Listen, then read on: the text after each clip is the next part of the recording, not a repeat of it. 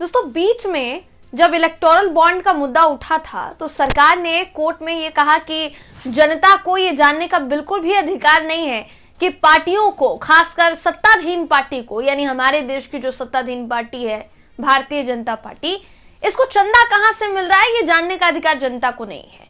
BJP electoral bond से 7,000 करोड़ से ज्यादा की कमाई कर चुकी है। देश का कोई आम नागरिक आखिर इतना पैसा कहां से लाएगा, ये सूच में तो सब पड़ जाते हैं। वो पार्टियों को इतना चंदा दे दे, क्या ऐसा मुमकिन है? तो कंपनियां ही कर सकती है।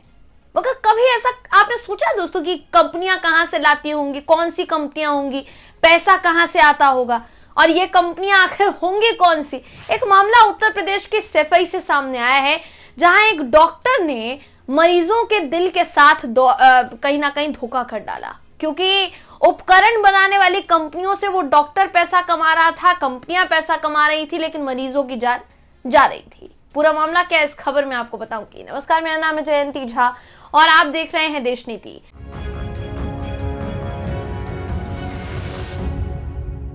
देश नीति, केवल सच्ची और पक्की खबरें। एक डॉक्टर एक मरीज के लिए जीवन दाता होता है, नया जीवन देने वाला होता है, लेकिन क्या हो अगर जीवन देने वाला डॉक्टर ही उससे उसका जीवन छीन ले? उत्तर प्रदेश में दोस्तों सफाई में डॉक्टर ने तकरीबन 600 मरीजों की जान को खतरे में डाल दिया, जिनमें से कईयों ने अपनी जान भी गंवा दी। अब जब उस डॉक्टर को गिरफ्तार किया गया तो ये पता चला है कि वो ये काम करने से जो काफी समय से वो कर रहा था, दिल के मरीजों को घटिया क्वालिटी का पेसमेकर लगाता था, लेकिन पैसे अच्छे क्वालिटी के मांगता था। यानी पैसे वो हाईफाई मांगता था और पेसमेकर घटिया लगाता था।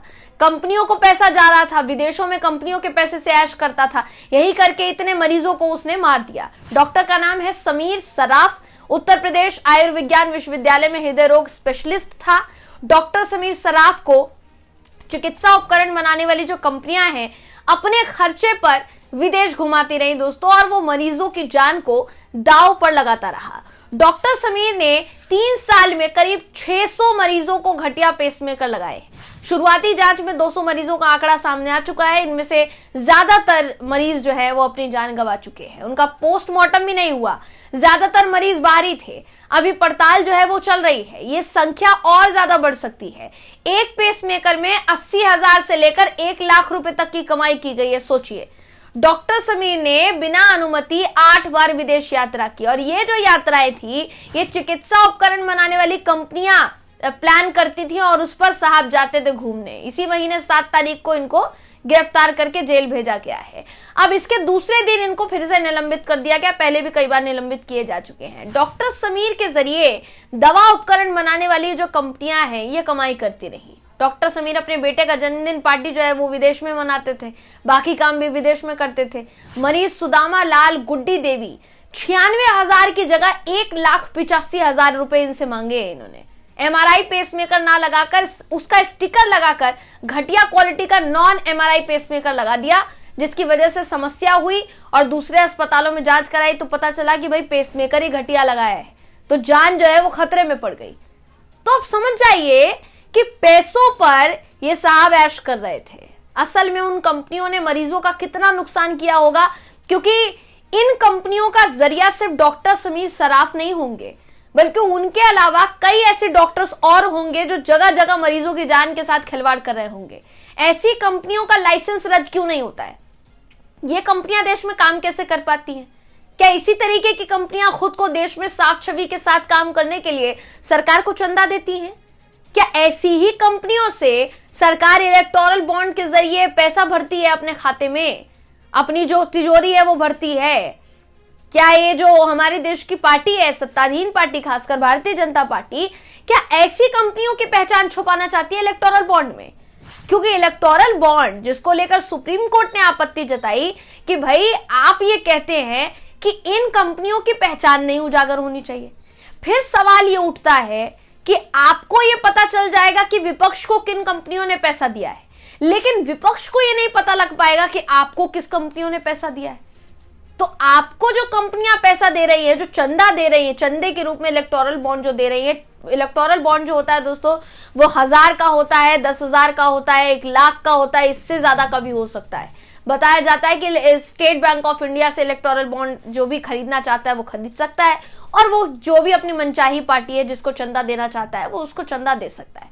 हालांकि इस चंदे का विरोध सिर्फ और सिर्फ सुप्रीम कोर्ट में ही नहीं हुआ है, बल्कि कई विपक्षी पार्टियां, विपक्षी दल हैं जिन्होंने सीधे तौर पर इस चंदे का विरोध किया है और इसको एक तरीके से कमीशन खोरी बताया है कि कमीशन खाते हैं चुनाव जीतने के लिए, क्योंकि इतना पैसा खजाने में आएगा कहां से, ये बड़ा सवाल जो है अभी तक देखिए पूछा जा रहा है। और ये अपने आप में बहुत गंभीर खबर है दोस्तों, जिसको लेकर रवीश कुमार ने बाकायदा ट्वीट किया। उन्होंने भी यही कहा कि भाई इलेक्टोरल बॉन्ड खरीद लो, जो कंपनियां फंसी है हो सकता है कि उन कंपनियों का जो लाइसेंस है वो फिर से बहाल हो जाए, या उन कंपनियों पर कोई किसी तरीके की आंच ना आए, क्योंकि इलेक्टोरल बॉन्ड के जरिए पैसा तो जहां पहुंचाना था वहां पर पहुंचा ही दिया, तो कहीं ना कहीं बच जाएंगे। ऐसी काम करके, ऐसी करतूतें करके करना सिर्फ इतना है कि इलेक्टोरल बॉन्ड खरीदना है और उस इलेक्टोरल बॉन्ड को किसी पार्टी को दे देना है, अपनी मनचाही पार्टी को दे देना है, किसी भी पार्टी को। दोस्तों इलेक्टोरल बॉन्ड जाता है तो उन कंपनियों की पहचान होनी जरूरी है, उन कंपनियों की पहचान हमारे देश की जनता को होनी जरूरी है, क्योंकि हमारे देश की जनता ये नहीं जान पा रही है कि ये जो कंपनियां हैं किस तरीके से उनकी जान के साथ खिलवाड़ कर रही हैं। और हमारे देश में कुछ ऐसे लोग जो खुद को डॉक्टर कहते हैं, सोचिए, वो मरीजों की जान के साथ खिलवाड़ कर रहे हैं। पेसमेकर लगाना, आप समझ रहे हैं, पेसमेकर जो होता है दोस्तों तब लगाया जाता है जब आपकी जो हार्ट बीट्स होती है किसी भी पेशेंट की वो कम हो जाती है, उसको कंट्रोल करने के लिए पेसमेकर लगाया जाता है, और ये हार्ट के अंदर लगाया जाता है ताकि सांस लेने में जो दिक्कत है वो ना हो पाए। बेहोशी की समस्या होती है हार्ट पेशेंट्स को, उन सारी समस्याओं में पेसमेकर लगाया जाता है। अब ये जो पेसमेकर होता है एमआरआई वाला होता है और एक नॉन एमआरआई वाला होता है। जो एमआरआई वाला होता है वो अच्छी क्वालिटी का होता है, 1 पौने 2 लाख में कम से कम उसका मार्केट रेट है, और दूसरा जो होता है वो नॉन क्वालिटी का होता है, वो सस्ता मिल जाता है। लेकिन जो लोग घपला करना चाहते हैं वो लोग इसी तरीके से घपला करते हैं कि आपको ज्यादा पेमेंट बताएंगे, लेकिन असल में वो उसका पेमेंट है नहीं, वो कम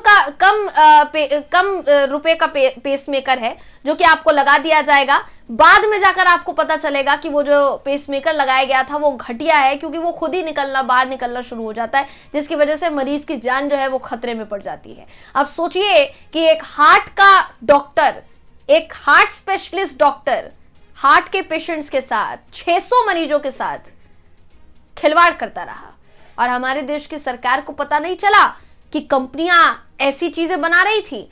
ना तो उत्तर प्रदेश की सरकार को पता चला कि डॉक्टर साहब उन्हीं कंपनियों के पैसों पर ऐश कर रहे थे, मरीजों की जान को खतरे में डालकर।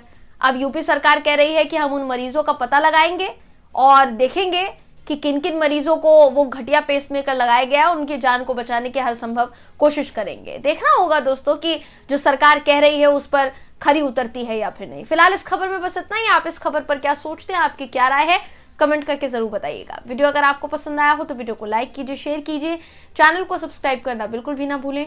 फिर मुलाकात होगी आपसे अगली वीडियो में, तब तक के लिए नमस्कार।